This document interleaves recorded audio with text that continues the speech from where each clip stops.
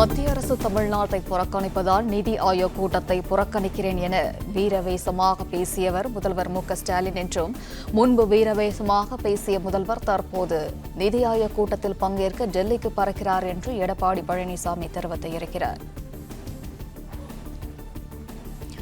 மத்திய அரசு தமிழ்நாட்டை புறக்கணிப்பதால் நிதி ஆயோக் கூட்டத்தை புறக்கணிக்கிறேன் என வீரவேசமாக பேசியவர் முதல்வர் ஸ்டாலின் என்றும், முன்பு வீரவேசமாக பேசிய முதல்வர் தற்போது நிதி ஆயோக் கூட்டத்தில் பங்கேற்க டெல்லிக்கு பறக்கிறார் என்று எடப்பாடி பழனிசாமி தெரிவித்திருக்கிறார். இது குறித்தான கூடுதல் விவரங்களை வழங்குகிறார் செய்தியாளர் ராஜகுமரன். வணக்கம். விவரம்.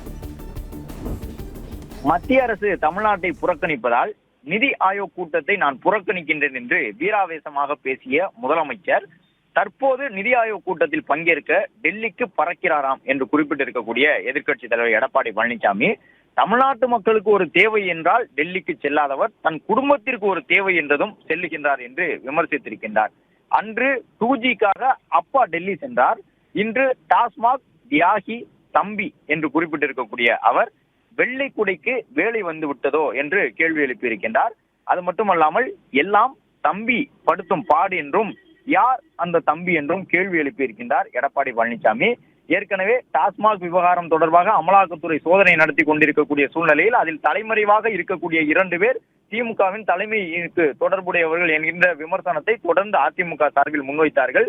டாஸ்மாகில் வந்த வருமானம் எல்லாம் யாரோ ஒரு தம்பிக்கு சென்றது என்றும், அந்த தம்பி யார் என்றும் அதிமுக தொடர்ந்து கேள்வி எழுப்பிக் கொண்டிருக்கின்றது.